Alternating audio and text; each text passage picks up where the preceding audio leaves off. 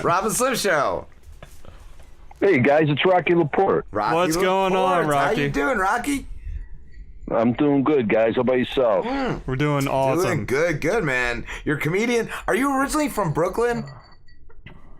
No, you know what? I grew up in between Chicago and Brooklyn. I lived in both cities. But, I know you've been in Chicago. Yes, I claim both.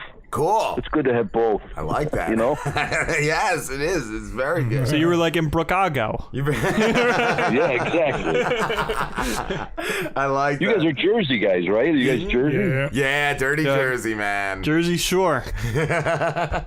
We're at down there. Where you guys? I used to play Rascals all the time. You remember those two Rascals? Yes. We're by LBI, probably about 40 minutes from AC. Yeah. Oh, okay. I was in AC a couple months back at the Borgata, you know? Yes. It sucks, right? Isn't it? No, I love that place. Yeah. I love the Borgata. Philly, AC's just not the same as it used to be, Yeah. though. I don't know. I thought maybe I Tell was them that. younger. Their rooms are like $400 a night. Yeah. Yeah, they are Yeah. super expensive. Yeah. What is you've been doing comedy for a while, Rocky, right? 88. I was gonna ask, what's the first club you performed in? You know what, man? It was like for my first open mic, night. Yeah, that's good. You're like, all right, let's go with that. It's a pizzeria now. Like it was a little club. It was a little place called the Comedy Cottage, and it was like an open mic night. And I went in there, and I did really, really good my first time on stage. That's what I was gonna ask. I've heard that from comedians, where they say the first. I was gonna ask how you did the first time, because I've heard a lot of comedians say the first time they killed. Yeah, I crushed, and the guy goes, "How long have you been doing comedy?" And I go, "About 5 minutes," you know. And he goes, "Well, we want you back. Like, come on back," you know. And then I started going to all these open mics, and you know, I used to drive a truck. I used to drive a tractor trailer, and sometimes I would go right from work to you know, to these comedy shows. I didn't even change, you know. Yeah. And a couple times I went there, and they go, "Hey, the deliveries are in the back," and I'm like, "I'm the comic. I'm going up for open mic," you know. That's great. Yeah. How long did it take you from doing open mics to start headlining?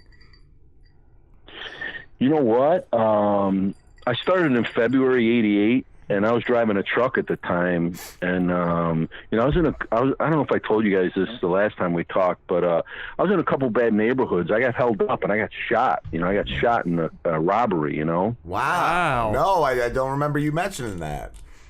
Were you like a commercial truck driver? Yeah, I was driving a tractor trailer, like you know, around at the time around the Midwest. I was doing like Chicago, Milwaukee, you know, like stuff like that, you know. Yeah. And I got held up coming home. It was late at night in the summer, and then get this, my boss goes, "I'm going to put you on a better route." I'm not even kidding. I started delivering to prisons after that. What he was really thinking is like, well, you survived that robbery. I guess you're the guy I'm going to send. You're the indestructible driver I've been waiting for the last 10 decades. How bad's your job when that's a step up from what you were doing, you know? You were like, I can't wait to not do this anymore. You got shot out? Like, did you actually got shot at, right, Rocky? Yeah, I got shot in the leg. I got shot. I had a bullet go right through my leg, you know? Oh, my God. And then, you know, the bad thing, I used to fool around all the time on the radio and tell jokes. And then when I called my boss, I go, "Hey," you know, I called him on the radio. I go, I got shot. And he's like, "Oh, yeah, okay, Rock, just bring the truck in." Like, he thought I was kidding, you know? Yeah. Oh, man. Holy shit. Hey, one time, I used to deliver, like, to Joliet, Pontiac, like, Statesville, like, these penitentiaries, you know? Like, we would go, and, you know, they're like a small city. They need everything else, like, that, you know, anyone would need, you know? So, this is a true story. I was in a trailer with this guy, and the guard was out on the dock. And he had a big, thick neck, and, you know, he's got tattoos, and he was asking me, like, how it was on the outside, you know? And we're standing literally about 3 feet away from each other, and it's just quiet, and we're in the trailer, and I go, "What did you do, man?" And he goes, "Can we swear on here or no?" Oh, yes. Go ahead. Yes, absolutely. Oh.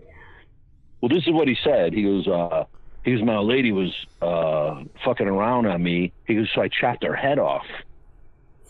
And I go, women. Right? They get you every time. That's one way to deal with it, I guess. Chopped her head off. I'm like, holy shit. What do you say to a guy like that? You know? It's like, holy shit. That's all you can say. I You did love exactly too that what you should have. it's not like, oh, so I killed her. It was I chopped her head off. Oh my god. Yeah. I'm like, well, I don't think you're going to get out on that one. I don't think there's, you know. So did you like then tell him how it is on the outside? Yeah. You should have said there's a lot of women with their heads still. Nothing. There's a lot of women with their heads out there. We don't want to be out there, bro. Yeah, I don't know if there's a bar for headless people. You know? I was going to ask you what the craziest thing you've seen doing stand-up, but that trounces it. I would think that's the craziest thing you've ever experienced. One of them. Wow. Oh my god. Do you use any stories from when you were a driver, like in your comedy act? No, you know, people told me I should use those, but I never did, you know, like, you know, a couple, you know, weird stuff like that happened, and people go, oh, you should put that in your act, but I never really did, you know? Yeah. And then what were you about to say? I cut you off. You said you were going to tell us something else. Oh, I think one time we were doing this thing down in San Diego. It was a show down there for homeless people, and if you brought canned goods, like, you got in free to see the show, you know? Mm-hmm. Well, back then, you know, I don't know when they invented this, but I think this might have had something to do with it. Like, they didn't have, you used to have a can opener and open cans. Do you remember that? Like, they didn't have flip tops on them? Yes, yeah. We still got one in our drawer. In the drawer at home, we still got a can opener. I still have the can opener. One of the ones too that like had the triangle thing on it. Like I don't know what you use that for. Yeah. Like what is the triangle can opener for? Well, we had this big food. Everybody's bringing canned goods, and then all these homeless people showed up. And nobody had a can opener. So it's like, the guy goes, not only am I homeless, I can't open my goddamn beans, you know, and they're trying to like bust them open on the curb. And it was like the worst thing. I'm like, we have to have a can opener drive now. Oh my God, nobody could have ran out and grabbed the can opener real quick, like to feed these fucking people. Yeah. People were starving. Even like a pocket knife might have sufficed to like something. I killed that night literally from starvation. That's Oh man, how bad is that though? You could look at the food, you just can't eat it, you know. Honestly, after that, like that was back in the '80s. Like I think after that, like you know, I don't know for housewives, and I don't know if they did it for homeless people too. Like they started putting flip tops on those where you could peel off like soup and you know, it was like all canned goods like that, like beans and some of those are still in hard cans. You know that? Like sometimes I still see them where you need a can opener. Yeah. You know? Yup. That's same here. I don't know why anyone has the old cans anymore. I don't know. I don't know. Yeah. I saw two. Hey, man, I love coming to Jersey. Like I used to play. There was a Rascal in West Orange, and then there was another one near. What was it? Long Branch? Was that where the other one was? It was near the Stone where the Stone Pony used to be. It wasn't Asbury. Yes. Yeah, Asbury. Yes. Yeah. What did you like about Jersey? You know what? The crowds were just good people. They were just good blue-collar people, you know, and I met a lot of good friends. Like, they became friends over the years, you know, and I remember one time my car broke down, and this guy goes, hey, come on. He goes, bring it to my shop. I'll fix it for nothing. And I'm like, really? And they were just good people, you know, like Chicago people are like that, too. They're just good. They're just, like, solid people, you know, and I always like going to Jersey. Yeah. Yeah, that's cool. That's awesome. What, I saw, too, Rocky, you were on, was it Jay Leno, The Tonight Show? Yeah. I got a standing ovation on The Tonight Show. And just from that, Tim Allen saw you and put you in a movie, correct? Wow. The Shaggy Dog? Yep, he put me in The Shaggy Dog, and then he put me in another one called Crazy on the Outside with Ray Liotta. The first one I played a cop, the second one I played a prisoner. Wow. What did you like playing better? I know a little bit about prison. He's a deliver to prison. Yeah. What was it like working with Tim, though? That's amazing. Oh, with Tim, he's a great guy, man. He was great to me, you know. And I think he wrote one of the parts for me. I think he just threw me in the movie because You know, after he saw me on a Tonight Show, he asked if I could do like a benefit for him, like it was raising money for kids in Los Angeles, you know, like for poor kids. And I said, yeah. And then he goes, call my people in the morning, and they put me in a movie, man. I was like, wow, what a great thing, you know? That's awesome. Yeah. I've been touring a lot with Ron White lately too. I saw that. He's good to me. And, Cool. Yeah. you guys like Ron? I do. I love I do Ron. like Ron White, yeah. He's I've heard it in like interviews on Opie and Anthony. Even in like back when he did the what was it with the other guys? Blue collar top. Vic Henley and He was was- he with Vic Henley a lot? I think so. I know he did with Yeah, Vic was opening for him for a while, and Larry the he Cable still Guy. does. But he was with Larry the Cable Guy and Engvall. And That's remember? the tour I'm thinking of, and he was the only one I liked out of them. Like I love Ron White. Yeah, Oh my God. Ron White's great. Oh, he's Larry's fun. You guys don't like Larry? Larry's pretty fun. I He makes do me laugh, now. that When guy. I was younger, I didn't, but now that I've gotten older, I do. I like him now, but back then, I didn't. I didn't like that style. I don't know why, but I said, that's funny. Now I really do like it. For me, I think I just never checked him out because when I was in high school, it was always everybody was like, get her done, get her done. I was like, That's fucking something retarded. that really made me mad was to get our Yeah. done. Yes, I didn't like that. Yeah, I get it. Yeah, and he's making good money now, so he should be able to buy some sleeves for that shirt. You remember that? He'd always come out with no Yeah. sleeves. That's what it was too. Like, I had ended up hearing him in an interview with Opie and Anthony, and just from him regularly talking to them, I really liked him from okay, then. cool. And then I checked him out his comedy, and I liked him more after that. But yeah, And he's a nice guy too. You know what I mean? Like sometimes you meet these guys, and you're like, oh man. And But he's a good guy. he's a and smart Ron guy, White, too. Me and Ron was. Huh? he's a smart guy, surprisingly too, because like I never would have thought that from his stand up. But Right. Larry the Cable Guy is pretty smart, like just as a guy. Yeah, he sure is, and he's a good dude. He's just like a really good guy, and so is Ron. You know, and Yeah. me and Ron were doing. We did that Bob and Tom show about a week ago in Indianapolis, and Wow. you know, I like going out with him. You know, he's more of a storyteller, and he goes, Rocky gets as many laughs with 180 words as I do all night. He goes, like, he's a joke teller, and, you know, he goes, I'm a storyteller. But he treats me good, and he's a good guy. That's great. Did you guys do a USO tour? You know what? I did a USO tour. We did, Ron White had a TV show a couple of years ago. It was called Salute to the Troops, and we did it for all these troops in Vegas. It was a TV show on the Country Music Channel. Okay. But I did 2 USO tours. I did one with Drew Carey and Jeff Ross and the girl Mimi on the Drew Carey show. We did one over in Iraq a couple weeks before they caught Saddam Hussein. That was pretty crazy. I was gonna ask, was it scary going over there, or? Yeah, you know what, man? One day we were at this Al Rashid Hotel in Baghdad, and we left at 10 to 6 in the morning. And at 6 o'clock, it got hit with a mortar round, like the 4th floor got blown through. Yeah.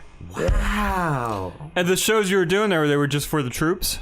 Yeah, right? Yeah, we It's on went the all base. over. We're going to bases all over, and it was some of the bases like we were in Tikrit in Saddam's hometown, and we're out on we're in a soccer field, and it was 5,000 troops on the field, and we had to wear flak jackets and helmets. Like you could hear gunfire and artillery the whole time for 2 days, like just constant.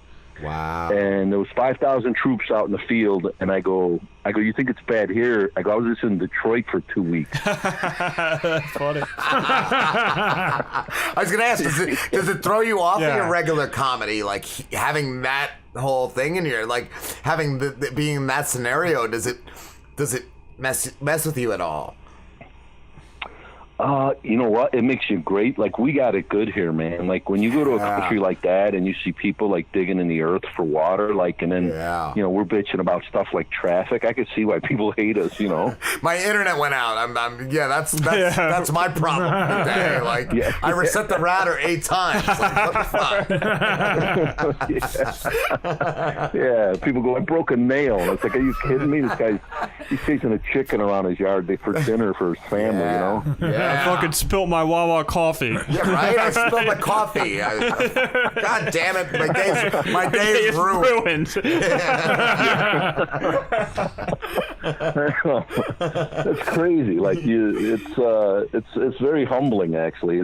I think everybody should do it. Like go to a place like that, and then you go, oh man, we better put a lid on it. Like we don't have much to complain about, honestly. No, not at all. I was gonna ask too, Rocky. I saw last time we had you on, I never got to it, but in your skills on your resume, it says you could box. Did you ever box professionally or anything like that?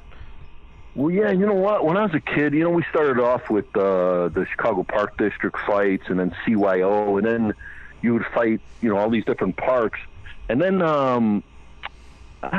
I guess, you know what, I got paid. I guess if you get paid, you lose your amateur status.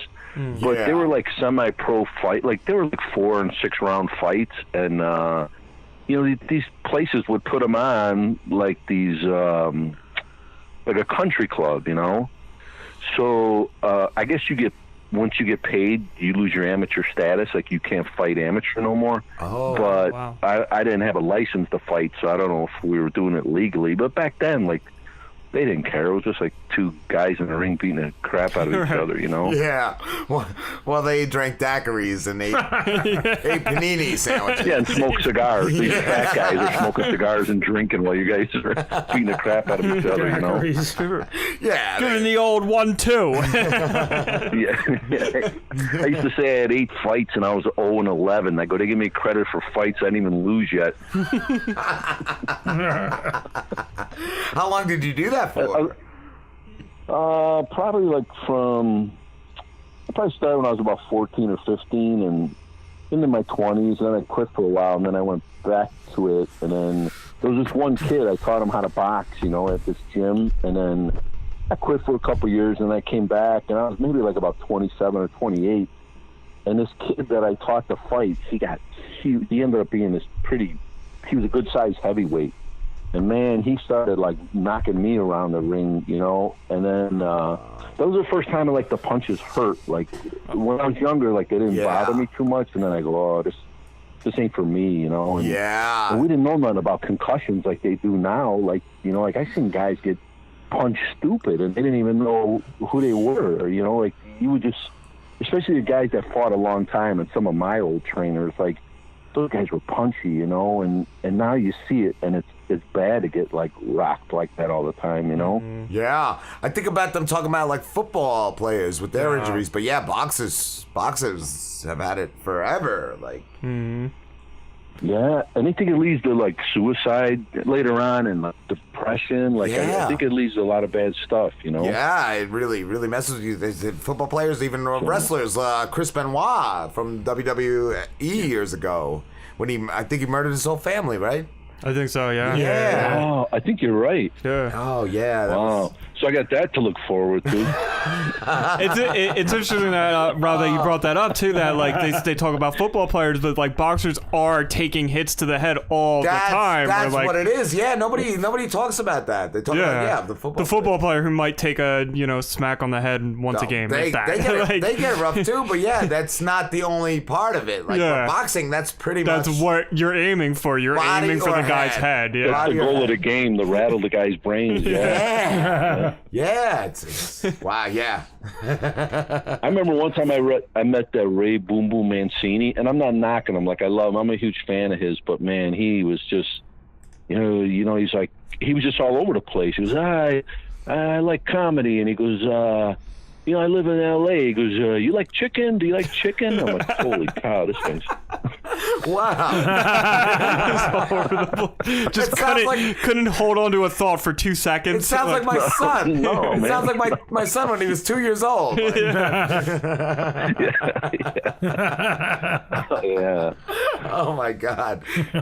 What are you guys? Were you guys always in like radio and doing this, or like what are your guys' backgrounds? I did radio in the early 2000s. I worked at a station. I did a lot of like promotions, though. I was on air a little bit, and Slim, just from like high school, did like audio stuff, right? Yeah, I was when in high school. I always wanted to get into like video production, and I always did like video, and that's what I wanted to do.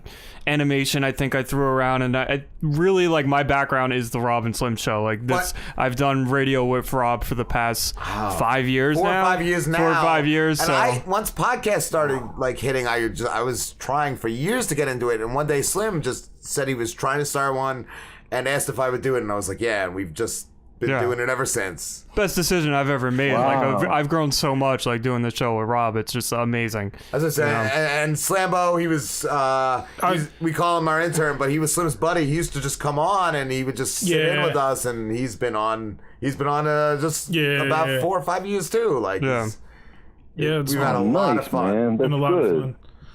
It's crazy because me and Slambo both were always like kind of shy and not as social, where I think like doing this show we've gotten like a lot more social. So it's really cool when you get into like doing something like this, how much it changes you as a person. Yeah. You know what's weird, man? A lot of comics are like kind of shy off stage, like honestly. Like they can be like that on stage, and off stage a lot of them I know they're kind of quiet and to themselves, you know? I even am in my regular life too. Like when I'm home during the week, I'm just I'm not that. I do get crazy sometimes at work. Like I'll mouth off or whatever. But for the most part, I'm just a regular slob. I do hear like a lot of comedies deal with a lot of like anxiety and like depression. They're not. They don't have the highest self-esteem in the world. Like they're always beating themselves up. Yeah, a lot of comics. Yeah, you know, most of them came from like shit backgrounds and like rough, upbringings and tough, times. Yeah. Like it seems like the better the comic is, the worse their childhood was at times. I was going to say that. Yes, like the best comics have had the worst experience. I know Rodney Dangerfield talking about as a kid getting molested, and even Bobby Kelly talking about I think it was his stepfather. Like doing some terrible right? things. Wow. Yeah, man. Yeah. So that's like you said, some of the best comedians have had the darkest things happen to them. Yeah. I think it was the same with like Lucille Ball and Jackie Gleason, like all those guys that came from like, rough, tumble, upbringings, and it wasn't good, and then there's other guys that are just They brought up like in a middle class thing, but they're tortured geniuses, like like Mitch Hedberg. I was a big fan of Mitch's. He was a good guy, but like I don't know, like drugs got a hold of him, and it's like and Greg Giraldo, same thing, Yes. Totally. Did you guys like Hedberg? Were you guys Hedberg fans? I loved Hedberg. I never really listened to him. And I loved Gerardo too. Like they were both one of my favorites. Hedberg, oh my God, just the one-liners constantly, and they were so deep. Like sometimes I would have to think about what he meant, and then I'd be laughing jokes later at the joke, two jokes later, I would just get that. It would just hit you. That joke, and I'd be like, "Oh my God, that is the fucking funniest, smartest thing ever." Yeah. I just wanted to bring up, you mentioned Lucia Ball. We actually have her 16th cousin in studio. Yeah, she's like, Are you related? She's like my grandma's cousin's second former roommate. I don't know. Like she's a distant relative. Very distant relative. Holy cow, is that right? Yeah, they checked like the family tree and found out there's like and they found out it was a straight line. Yeah. Oh, that's funny. That's why his eyes are so beady, Rocky. We did a show, up in her hometown. What was the name of her hometown? It was up in New York, like upstate. Oh. You know, Slambo, you're a 16th cousin. Come on. Yeah, he should know that. He should, dude. He should. I don't know. Come on. You're not really a relative. You would know that. Well, it's so fucking faint. Well, Elvis was my dad.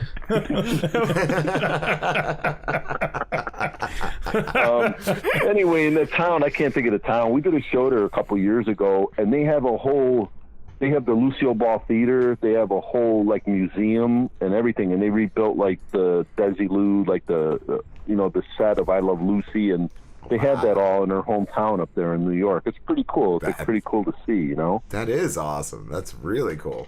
Rocky, dude, we have to wrap this up. I can't believe it went so fast, but thank you so much. You're welcome, guys. It was a pleasure talking to you. Always. Where can everybody find you?